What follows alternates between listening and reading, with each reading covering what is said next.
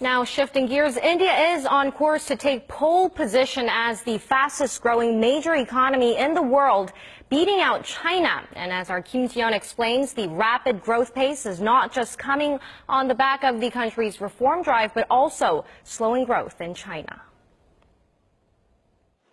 Leading financial institutions, including the International Monetary Fund, say this year India will post a faster growth rate than China for the first time in 16 years. China has fallen away from two-digit growth and is busy unveiling a series of expansionary measures to try and maintain its growth rate at around 7%. On the other hand, India, spearheaded by Prime Minister Narendra Modi's economic reforms dubbed Modinomics, is sailing.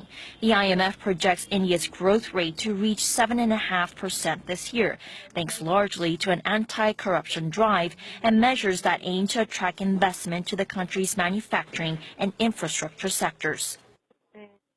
Modi is emphasizing India's 3 Ds: democracy, demography, and demand. Like China, India is one of the most populous nations in the world with a large youth demographic. But unlike China, India is a democratic country. As of 2010, 19% of the Indian population were between the ages 15 to 24.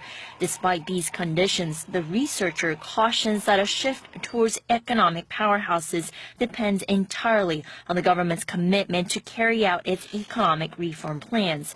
For now, it seems that the Indian central government is super motivated. It announced plans earlier this week to boost infrastructure spending by $11 billion this financial year, on top of its original plan to spend $137 billion on its railways over the next 5 years. Kim Ji-yeon, Arirang News.